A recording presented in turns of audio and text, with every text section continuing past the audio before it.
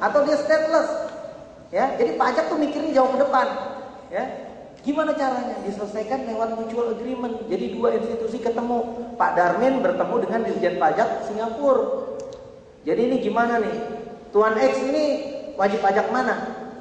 Ya, ini akan kita uji dari segi ekonomi, dari segi yang tadi kita sebutkan. Ya, dari sana baru diputuskan. Jadi ruwet Pak ya. Kalau misalnya kita mau ngikutin itu sesuai dengan aturan. Nah, sepanjang ini tidak menimbulkan permasalahan, ya biasanya semua negara akan menganggap negara di mana dia berdomisili, ya sepanjang dia tidak melakukan pemindahan, maka dia dianggap tetap domisili awalnya. Amerika juga melakukan hal yang sama. Ya, kalau kita punya green card di Amerika, nah, atau lahir di Amerika, ya masalah juga itu nanti. Nah, makanya di sini ada tax treaty masing-masing negara. Ya, itu pertanyaan pertama. Mudah-mudahan bisa menjelaskan. Pertanyaan yang kedua. Nah, yang kedua ini agak ribet juga ini. Gimana nih kok kita cuma dikasih jatah 15.840 di undang-undang baru. Yang namanya personal allowance, ya, bahasa kerennya begitulah. Kalau di Indonesia namanya penghasilan tidak kena pajak, ya. Yang namanya personal allowance, ya, di semua negara ini sama. Jadi pendekatannya adalah pendekatan yang dari nilai keekonomian.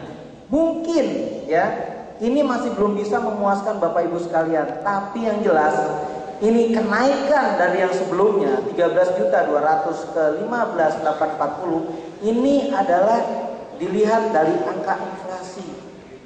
Inflasi kita berapa? Saya ingat betul waktu diskusi di DPR, inflasinya berapa? Dihitung itu, ya. Oh sekian, nah, udah sesuaikan aja.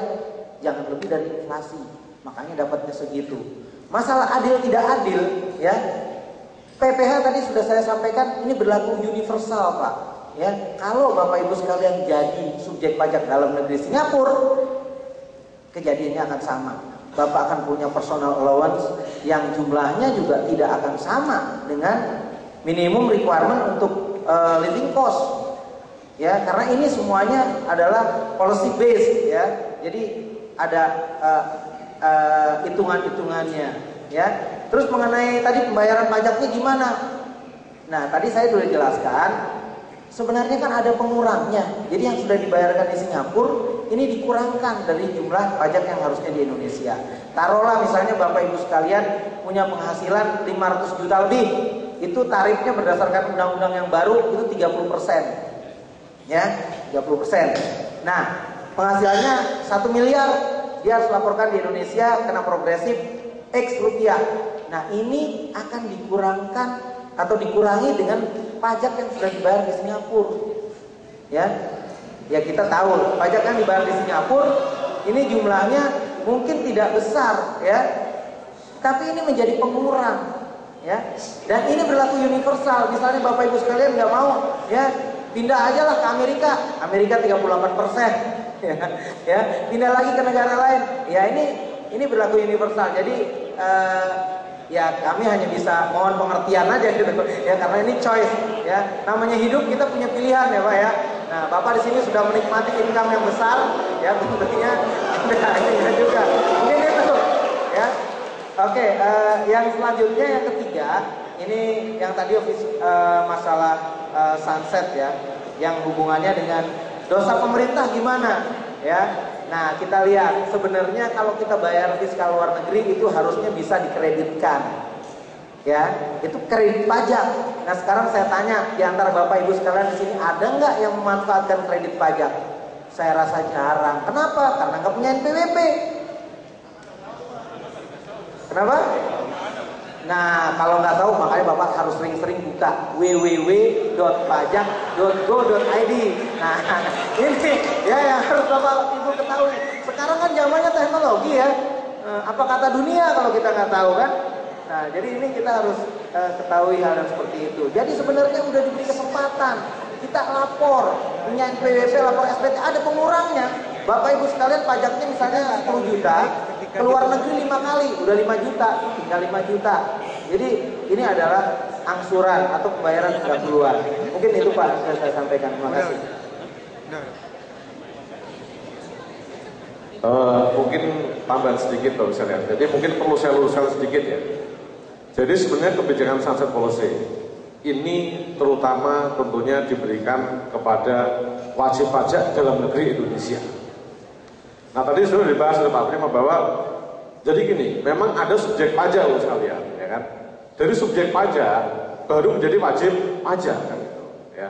Jadi mungkin Bapak Ibu sebagai subjek pajak dalam negeri, tapi kalau tidak ada objektifnya, gitu ya, nggak ada penghasilan yang dari Indonesia sama sekali, ya belum jadi pajak dalam negeri gitu. Ya, jadi ini yang mungkin harus kita pahami gitu. Ya. Jadi artinya apa? Artinya apa? Jadi sebentar ya. Tadi saya sampaikan, jadi kebijakan ini sunset policy ini tadi saya sampaikan tentunya kepada bagi yang memang merupakan wajib pajak dalam negeri Indonesia. Ya. Nah, syarat untuk jadi wajib pajak itu ada dua, memenuhi syarat subjektif yaitu sebagai subjek pajak, dan memenuhi syarat objektif yaitu memiliki objek pajak. Apa objek pajak? Yaitu penghasilan. Ya, penghasilan. Ya. Nah, tapi kalau memang tadi Bapak dapat penghasilan di Indonesia juga, kemudian di luar negeri juga ya tadi, ya itu semua tetap jadi wajib pajak dalam mereka akan digabung, tapi tadi terjadi kredit pajak di Indonesia yang dibayar di Singapura gitu. Jadi ini yang saya kira mungkin harus kita pahami bersama. Jadi nggak bisa mentah-mentah terus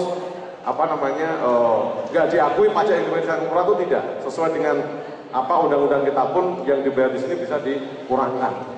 Ya, jadi mungkin itu. Jadi yang jelas sekalian sunset policy ini sebenarnya kebijakan yang niat baik pemerintah sebenarnya ya, untuk memberikan kesempatan wajib pajak untuk memenuhi kewajibannya tanpa dikenai sanksi. Jadi ini yang mungkin harus kita pahami adalah seperti itu. Terima kasih Pak Tombani. Terima kasih. Sebelum saya buka, ini ada pesan dari panitia. Panitia sudah menyiapkan 6 sampel pertanyaan ke Dirjen Pajak, jadi dimohon membahas 6 pertanyaan tadi dari panitia. Dan saya mencoba menafsirkan pertanyaan dari teman-teman tadi, Pak. Dan tampaknya banyak teman-teman ini yang kalau menurut kategori Bapak tadi itu bukan, maaf penafsiran, bukan subjek pajak, karena mereka itu ada di Singapura. Dan pertanyaan mereka itu begini, Pak. Kalau mereka sudah bayar pajak di Singapura, kemudian dikurskan ke Indonesia, kurs itu menjadi gede sekali. Apalagi gara-gara $1 Singapura 8.000, maka masuk dalam kategori orang kaya di Indonesia.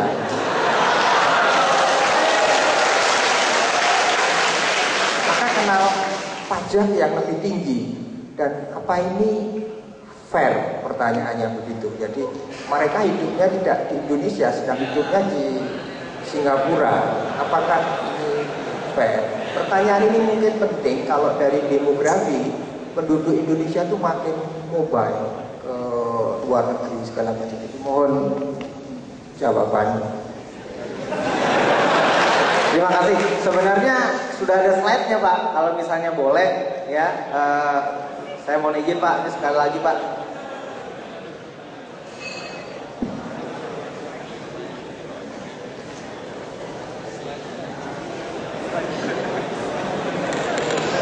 Mohon izin Pak Dubes nambah nih Pak, karena kelihatannya atensinya sangat besar sekali.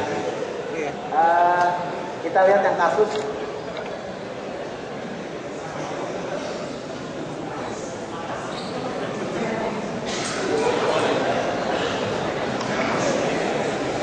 Nah ini jadi jangan khawatir Bapak Ibu sekalian, udah kita bungkus Pak ya. Jadi kasus-kasus yang Bapak Ibu sekalian sampaikan udah kita bungkus ya.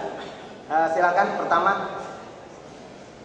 Ini pertanyaannya pertama adalah pertanyaannya dulu Mas. Nanti kalau jawabannya dulu ngerepek. Pertanyaannya dulu ya. Pertanyaannya fungsi peran dan kedudukan tax treaty terhadap Undang-Undang 17 tahun 2000.